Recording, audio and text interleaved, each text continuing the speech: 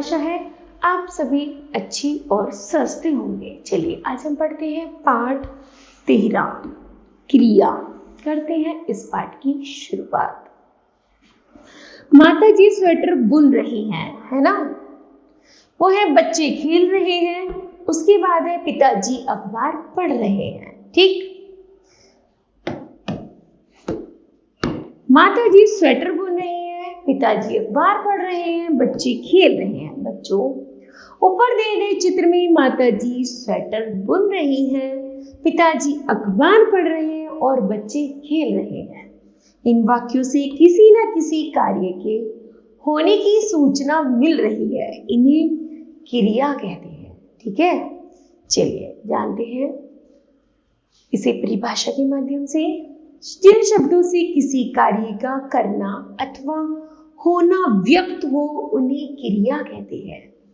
अथवा जिन शब्दों या पदों से यह पता चले कि कोई कार्य हो रहा है या किया जा रहा है वह क्रिया कहलाती है। ठीक, आगे है बच्चों, क्रिया का रूप लिंग, वचन और कारक के अनुसार परिवर्तित होता है। इसे हम निम्न उदाहरणों से समझेंगे, जैसे श्रेया खेलती है, कबूतर उड़ते हैं, कुशाग्र लिखता है, रेशमा 8 बजे तक सोती है। ठीक है बच्चों, ऊपर के वाक्यों में खेलती है, लिखता है, उड़ती है, सोती है शब्दों के अंत में ती, ते, ता को हटा दें तो वह धातु कहलाएंगे जो क्रिया के मूल रूप है, जैसे लिख, खेल, उड़ इत्यादि। ठीक है, धातु क्रिया के मूल रूप को धातु कहते हैं। धातु से ही अनेक क्रियाओं का निर्माण होता है। बच्चों, इन धातु से हम ना और ता जैसे प्रत्ययों को जोड़ते हैं जिससे वाक्य पूरा होता है। इन प्रत्ययों को हम सहायक क्रिया कहते हैं, जैसे खा जमा ना अर्थात खाना, सो जमा ना अर्थात सोना। ठीक है, अब हम समझेंगे कि कर्ता का वह होता है जिसके द्वारा कर्म किया जाता है और कर्ता द्वारा किए गए काम को कर्म कहते हैं। जैसे अमित खाना बना रहा है, अमित कौन है? कर्ता, खाना कौन है? कर्म। इन वाक्य में कर्ता अमित के द्वारा खाना बनाने का कार्य किया जा रहा है, अतः खाना कर्म है। क्रिया के भेद, क्रिया के 2 भेद होते हैं, सक्रियक क्रिया और अकर्मक क्रिया।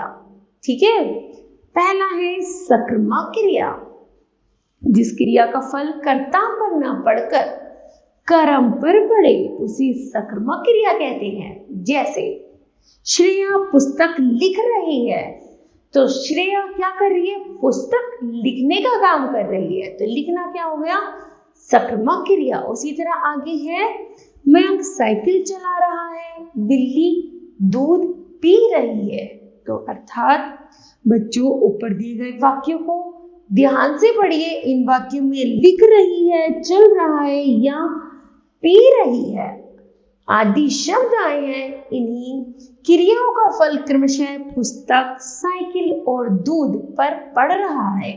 ये सभी सक्रियक क्रियाएं हैं क्योंकि हमें सभी में क्या का उत्तर मिल रहा है। जैसे पहले वाक्य में श्रेया क्या लिख रही है, इसका उत्तर प्राप्त हो जाता है, वह पुस्तक लिख रही है। अन्य दोनों वाक्यों में भी उत्तर स्पष्ट से ज्ञात हो जाता है। अर्थात हमने जाना कि सक्रियक अर्थात से जमा कर, कर्म सहित। कभी कभी कर्म अप्रत्यक्ष भी होता है।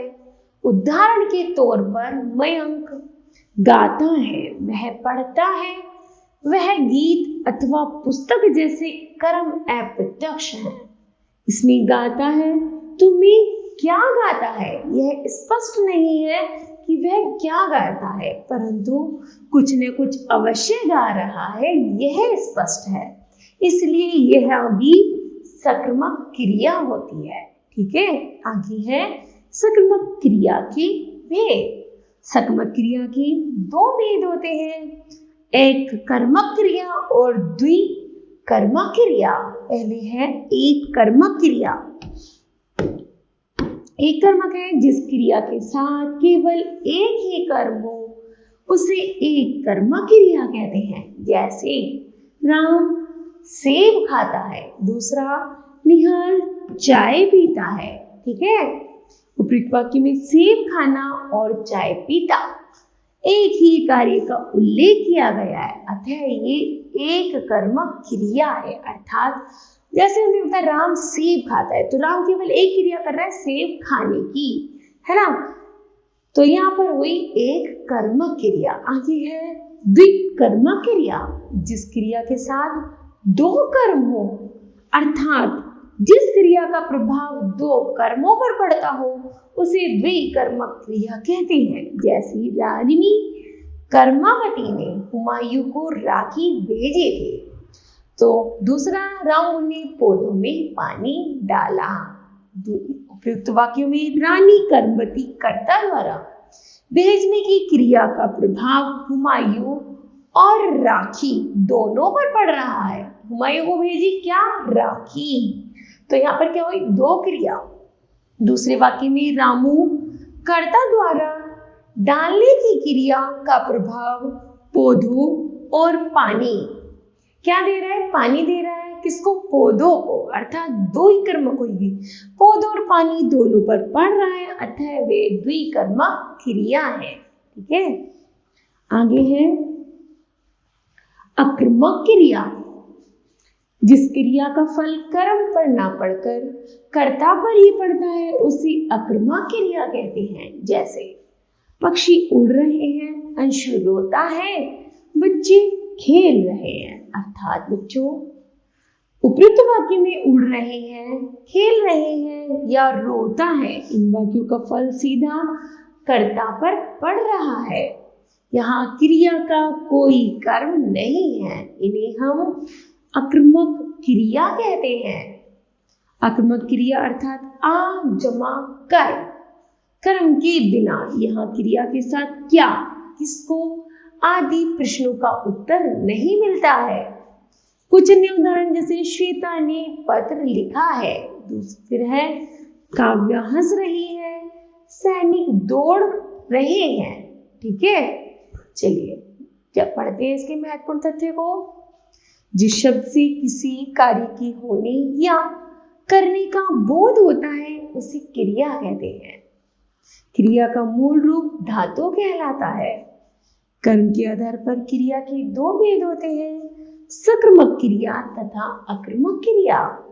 जिस क्रिया का फल कर्म पर पड़ता है, उसे सक्रियक क्रिया कहते हैं। इसमें क्या का उत्तर प्राप्त होता है। आगे है जिस क्रिया का फल सीधे कर्ता पर पड़ता है, उसे अकर्मक क्रिया कहते हैं। इसमें क्या, किसको, किसे प्रश्नों का उत्तर नहीं मिलता है। ठीक है, तो मुझे आशा है बच्चों यह पाठ आपको समझ आया होगा। धन्यवाद।